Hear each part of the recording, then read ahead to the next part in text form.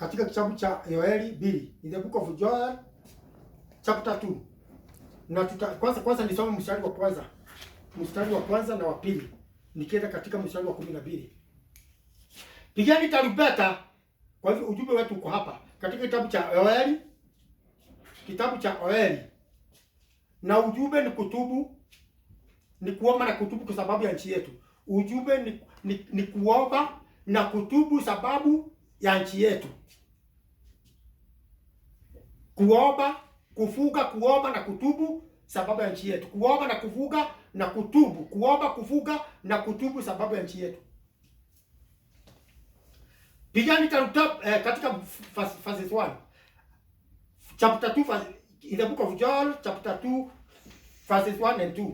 Pigani tarumbeta katika Sayuni. Pigani na kelele katika mlima wangu mtakatifu. Wenyeji wote wa nchi na watetemeke, kwa maana siku ya Bwana inakuja, kwa sababu inakaribia.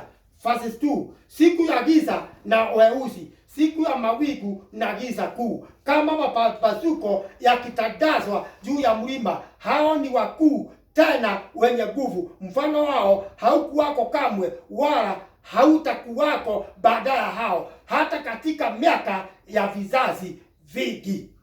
Tukitoka hapo tuende katika verses 12, the same book, in the book of Joel. Now we go up to verses 12, in the book of Joel chapter 2, and then we go up to verses 12. Lakini hata sasa, asema Bwana, nirudieni mimi kwa mioyo yenu yote, na kwa kufunga na kwa kulia na kwa kuombelea. Lalueni mioyo yenu, wala si mavazi yenu, mkamrudia Bwana Mungu wenu, kwa maana yeye ndiyo mwenye neema, amejaa huruma, si mwepesi kwa hasira, si mwingi wa rehema, na hughairi mabaya. Bwana apewe sifa. Amen. Mimi nikiona hapa ya kwamba si ati Mungu nikupenda na penda tupitie katika ile mambo tunapitia. Bwana apewe sifa. Na si ati Mungu nikutaka nataka Mungu nikufurahia na furahia. Ukisoma katika verses 13 kienda kumalizia, nimeona maandiko imetwambia hivi: si mwepesi wa hasira, ni mwingi wa rehema, naye hughairi mabaya. Bwana apewe sifa. Yeye anaweza kughairi na yeye anaweza kuondokea mabaya. Bwana apewe sifa. Kwa hivyo mambo iliyo katika dunia hii yote na mambo iliyo katika nchi yetu ya Kenya, Mungu mwenyewe anaweza kuighairi na kuipindua kwa ubaya kuwe kwa uzuri na kwa mambo mazuri. Bwana apewe sifa. Kwa hii mambo inatuangamiza, inaangamiza katika nchi yote, inaikilia katika dunia yote. Hii mambo ya corona ambapo imefanya nchi yote imesimama, dunia yote imesimama, ni ya kwamba kwa hiyo ubaya Mungu anaweza kughairi na kupindua, maana yeye, Biblia inatuambia, sio mwepesi kwa mabaya. Amen. Amen.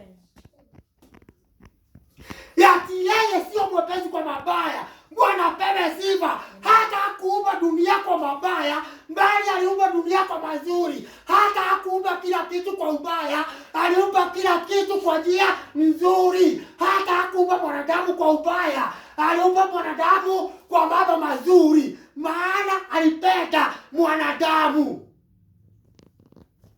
Na unajua Biblia inasema vile aliupenda ulimwengu huu, vile aliupenda ulimwengu huu. Bwana apewe sifa. Akaumba kila kitu, akaumba mwanadamu katika mfano wake, kumaanisha anampenda mwanadamu. Bwana apewe sifa. Amen. Na hata Biblia inatuambia kwamba kupitia mambo haya, kama yeye sio mwepesi kwa mabaya, kama yeye sio mwepesi kwa mabaya, maana Biblia inatuambia, lalueni mioyo yenu, wala si mavazi yenu. Lalueni mioyo yenu. Unajua hapa nikitaka kupapanua, nataka kusema namna gani? Katika ufunuo wangu ambapo nimeupata, kuna mambo mengi tumefanya katika Kenya hii na imefanywa katika dunia yote, Hata ukienda Amerika mambo haya imefanyika na inafanyika. Hata ukienda Italia mambo haya imefanyika na inafanyika. Hata ukienda Spain mambo haya ilifanyika na inafanyika. Hata ukienda East Africa yote, katika nchi zote mambo haya inatendeka na inafanyika. Biblia inatuambia namna gani? Sio kurarua mavazi yetu, lakini tunarua mioyo yetu. Bwana apewe sifa. Kuna mambo tunafanya ni kama tunararua mavazi. Amen. Amen. Na yote sio mabaya. Maana chochote unaweza kutenda na kufanya kwa wema, haina shida. Chochote unaweza kutenda kufanya nipate upata ushindi, haina shida. Hata kama ni magonjwa umegojeka, ukitaka kutenda jambo lolote, kama unalitenda nipasa ugonjwa ukakuondokea, haina shida. Lakini Biblia imetuambia hivi, tusirarue mavazi yetu, bali tunarue roho zetu. Praise God. Amen. Kuna mambo tunafanya, tunararua mambo kama tunararua mavazi. Bwana apewe sifa. Hata kuweka mask ni vizuri na kuzuia ugonjwa, lakini ni njia ya kurarua mavazi. Tukizuia magonjwa isitupate, ama tukizuia magonjwa yanaweza kutuondokea. Amen. Hata kukaa kwa umbali mita moja ni sawa, haina shida. Bwana apewe sifa. Haina shida. Kuna ile mambo inazuia, lakini ni njia ya kurarua mavazi. Hata kuoga mikono ni sawa, haina shida. Ni njia ya kutoa germs na kujizuia ugonjwa wa corona, lakini kana ya kwamba ni njia ya kurarua mavazi. Bwana apewe sifa. Kuna kitu moja juu ya yote ambapo neno la Bwana linatuambia leo katika Verse 13. Yote tuyafanye, lakini ni njia ya kurarua mavazi. Maana tunaifanya kwa wema wa kupata ushindi. Hata kuoga mkono ni wema wa kupata ushindi na kuweza corona, haina shida. Bwana apewe sifa. Hata kuweka maski, amen, ni sawa, ni njia moja ya kuweza ugonjwa wa corona, haina shida. Amen. Hata kukaa zaidi ya mita moja, mtu mmoja kwa yule mwingine ni sawa, ni njia moja ya kuzuia ugonjwa. Lakini kuna kitu moja neno la Bwana linatuambia, larueni mioyo yenu. Bwana apewe sifa. Amen. Yaani neno linatuambia Wakenya tularue mioyo zetu. Amen. Amen. Dunia yote tularue mioyo zetu. Bwana apewe sifa. Jina Bwana lisifiwe. Amen. East Africa na Afrika yote tularue mioyo yetu. Amen. Amen. Kuna nchi kama Amerika, ugonjwa huu wa corona umeenea sana. Kuna nchi kama Spain, ugonjwa huu wa corona umeenea sana. Kuna nchi kama Italia, ugonjwa huu umeenea sana. Bwana apewe sifa. Kumaanisha pigo hili ama ugonjwa huu sio wa ukubwa kwa sababu fulani ni mkubwa sana, na sio kwa sababu fulani ni mdogo sana, na sio kwa sababu nchi fulani iko na nguvu sana. Bwana apewe sifa. Wangeweza kwa kila jambo kutenda jambo lolote lile, sababu nchi zingine ziko na pesa, nchi zingine ziko na uwerevu mkubwa, na ugonjwa ukaweza kuonekana. Hapa ndio ujumbe nataka kukuambia, sio kurarua mavazi yako sana lipasa shida fulani ikaweza kukuondokea. Lakini kuna kitu moja na kuna ujumbe moja neno la Bwana linataka kuambia watu wote katika nchi yote, linataka kuambia watu wote katika dunia yote. Atilarueni mioyo yenu, wala si mavazi yenu, mkamrudie Bwana Mungu wenu, kwa maana yeye ndiyo mwenye neema. Praise God.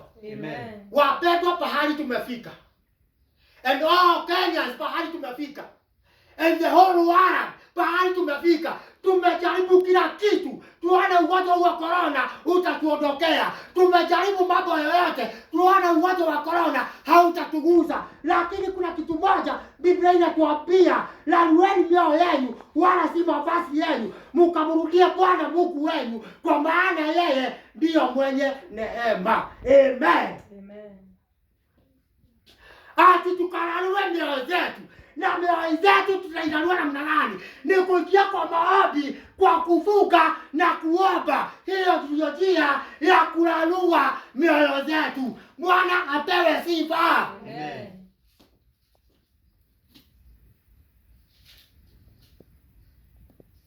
Kuomba na kufunga, hiyo ndio Bwana anataka kutuambia. Hiyo ndio njia ya kulalua mioyo yetu, na hii haina kwa ukubwa, na hii haiko kwa mdogo, hii haiko kwa minister, hii haiko kwa waziri, hii haiko kwa waziri mkuu, hii haiko kwa president, hii haiko kwa askari. Ni kwa watu wote walalue mioyo zao, waingie kwa maombi na kufunga, ndiposa janga hili likaweze kutuondokea. Amen. Amen.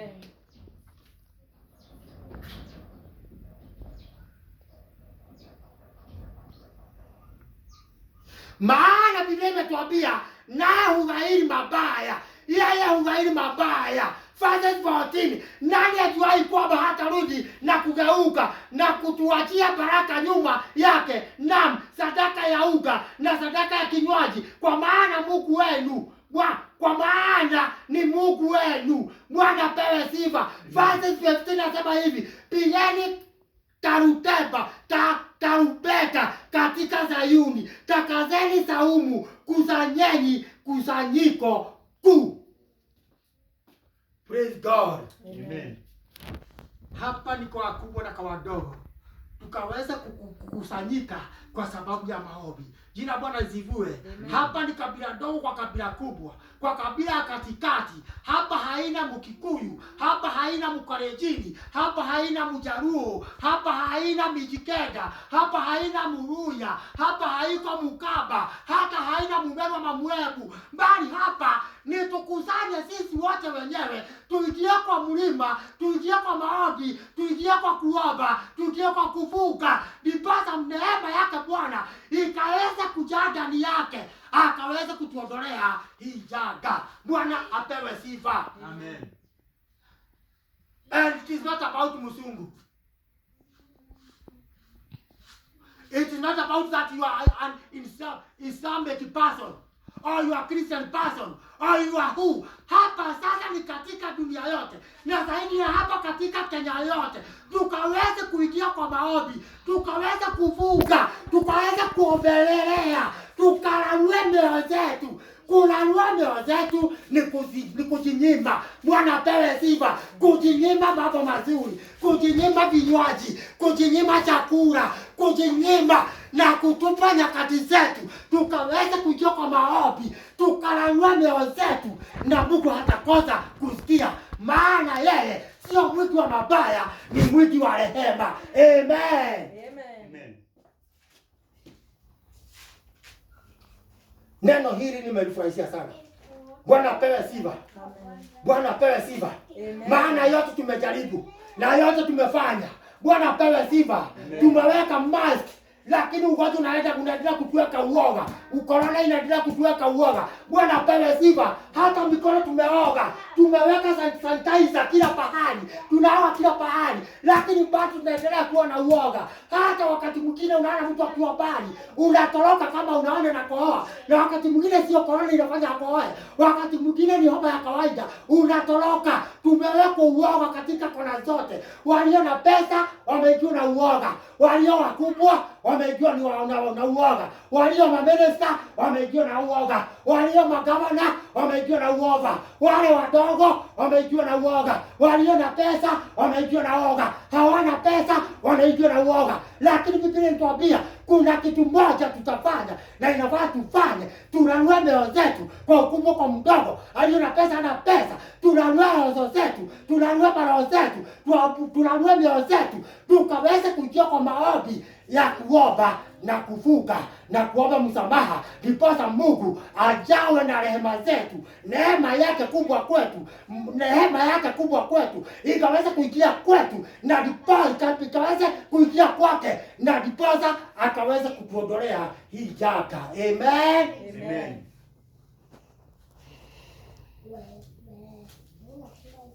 Verse 14 nasema, pigeni tarumbeta katika Sayuni, takazeni saumu, Kusanyeni kusanyiko kuu. Tarumbeta tumepigiwa ya kuoga mikono. Tarumbeta tumepigiwa ya kukaa mita moja na zaidi kati na yule mwingine. Tarumbeta tumepigiwa ya kuweka mask. Lakini sasa kuna jambo moja Mungu anaongea kuhusu Kenya yote na kuhusu dunia yote. Bwana apewe sifa. Tuingia katika maombi, turanue mioyo zetu, tukaweza kuanza kutubu, tukaweza kuombea nchi yetu, tukaweza kuombea watu wote, tukaweza kuombea wale wameponyeka corona, tukaombea wale walio na hofu, na ndiposa jambo hili likaweza kuondoka. Na Mungu woga ndani ya hii ugonjwa atatuondolea. Maana akiondoa ugonjwa, shida zote zitaondoka, hofu itaondoka, uchumi utakuwa sawa, watu watarudi kazini, watu waanza kufanya kazi, watu watarudi kwa biashara, watu watarudi kwa mambo yao, na watu watarudi kwa shughuli zao. Maana Mungu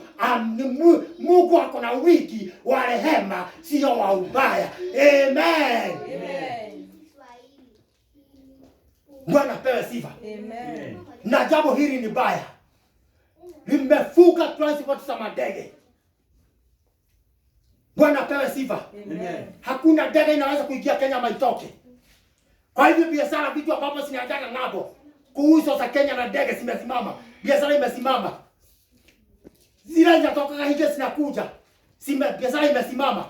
Wale watu wanaendana kila siku kwa kupiga biashara Kenya na dunia yote, hiyo mambo imesimama sababu ya janga hili. Lakini Biblia imetuambia tulalue mioyo zetu.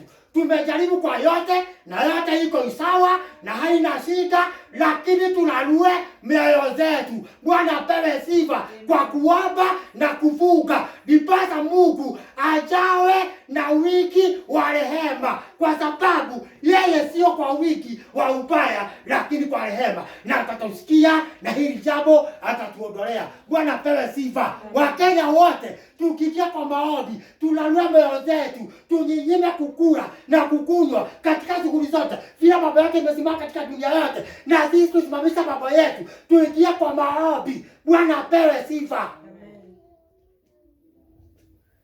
Not to have the lockdown kwa sababu ya corona, but we have the lockdown kwa sababu ya maombi. For these 14 days, everybody have been saying the government will give the lockdown for 14 days. Now the Christians, including the preachers, including the prophetess, including the prophets, including the evangelists, everybody, katika kuhani pahali popote pale, katika mkubwa wa serikali popote pale, katika mtu wote pale, wakubwa wa kanisa, wakubwa wa dini, the Christians and the Islamics, we can give ourselves the lockdown. Prayers lockdown, fasting and prayers lockdown for 14 days. Na jambo hili Mungu akaweza kuliondoa. Semeni amen. Amen. Bahali kama Amerika waliweka lockdown zamani, wameweka yao, hata leo wanalia. Italia waliweka lockdown yao, hata leo wanalia. Hata Uganda waliweka juzi, bado kuna shida.